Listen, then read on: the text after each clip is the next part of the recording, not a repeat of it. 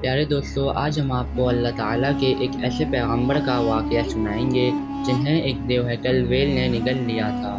آپ سے ایسی کون سی خطا سرزد ہو گئی تھی اور آپ مچھلی کے پیٹ میں 40 دن تک زندہ کیسے رہے؟ اس ویڈیو میں ہم اس حصے کے متعلق جانیں گے جن کا واقعہ قرآن مجید میں یونس اور توریت میں جناح کے نام سے آیا ہے۔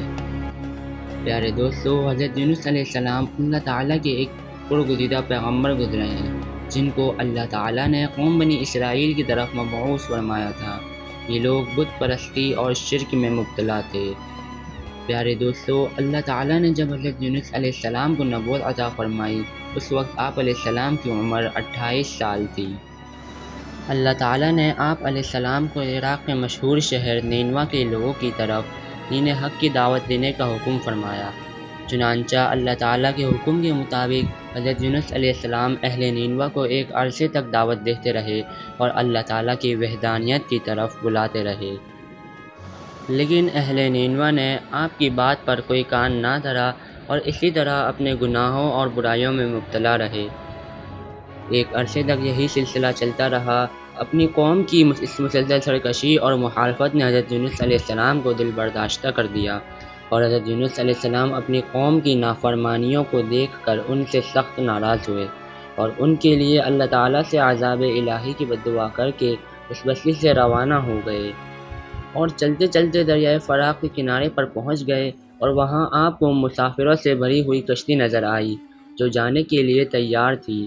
چنانچہ آپ علیہ السلام کشتی میں سوار ہو گئے۔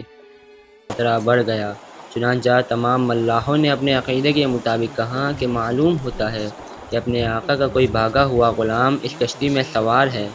چنانچہ حضرت یونس علیہ السلام نے ملاحوں سے کہا کہ میں ہی اپنے آقا کا بھاگا ہوا غلام ہوں، مجھے کشتی سے نیچے پھینک دو تاکہ یہ طوفان رک جائے۔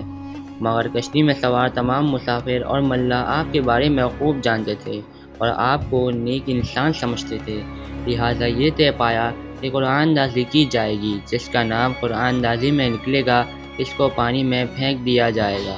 چنانچہ قرآن اندازی کی گئی اور پہلی ہی دفعہ میں حضرت یونس علیہ السلام کا نام نکل آیا، لیکن اس کے باوجود بھی تمام ملاحوں اور مسافروں کو یقین نہ آیا۔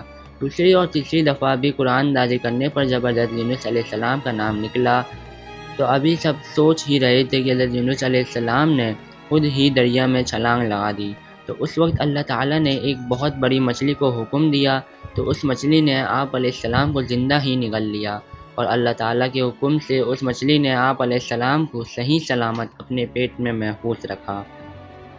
کچھ دن بعد نینوا بستی والوں پر عذاب الہی کے اثرات نازل ہونا شروع ہو گئے۔ اس طرح عذاب الہی دیکھ کر وہ لوگ پریشان ہو گئے اور ایک دوسرے سے کہنے لگے کہ حضرت یونس علیہ السلام واقعی اللہ تعالیٰ کے سچے پیغمبر ہیں۔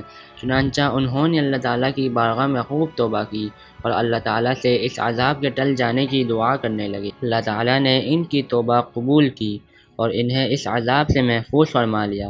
ادھر حضرت یونس علیہ السلام مچھلی کے پیٹ میں زندہ تھے اور اللہ تعالیٰ کی وحی کا انتظار کیے بغیر ہی اپنی قوم کو چھوڑ آنے پر نادم تھے، تو اس وقت حضرت یونس علیہ السلام نے اللہ تعالیٰ کی بارگاہ میں اپنی خطا کی معافی کے لیے یہ دعا پڑھی۔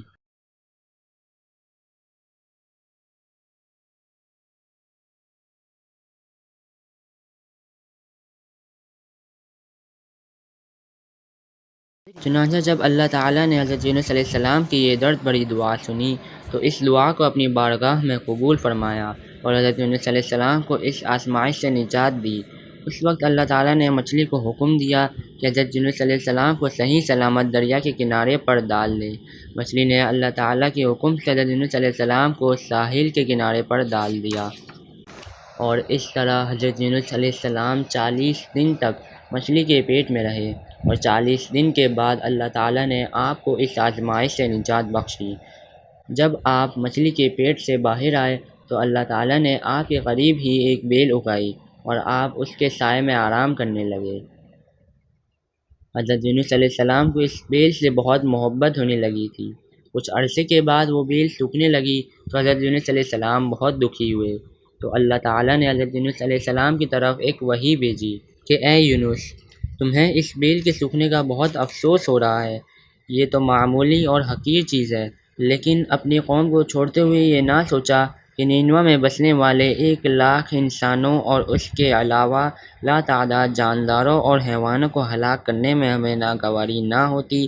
کیا ہم ان کے لیے اس سے بھی زیادہ مہربان نہ ہوتے جتنا تم اس بیل کے لیے ہوئے ہو؟ اور آپ وحی کا انتظار کیے بغیر ہی اپنی قوم کو چھوڑ کر چلے آئے۔ ایک نبی کی یہ شان نہیں کہ وہ اپنی قوم کو بددعا کر کے نفرت کی وجہ سے ان سے جدا ہونے میں جلدی کرے اور وحی کا انتظار بھی نہ کرے۔ پھر اللہ تعالیٰ نے حضرت یونس علیہ السلام کو حکم دیا کہ وہ دوبارہ نینوا جائیں اور وہاں پر رہ کر نینوا کے لوگوں کو دین حق کی تعلیم دیں۔ چنانچہ حضرت یونس علیہ السلام اللہ کے حکم سے نینوا کی طرف دوبارہ تشریف لے گئے۔ انہوں نے حضرت یونس علیہ السلام کی آمد پر خوشی کا اظہار کیا اور پھر حضرت یونس علیہ السلام سے دین کی تبلیغ حاصل کرنے لگے۔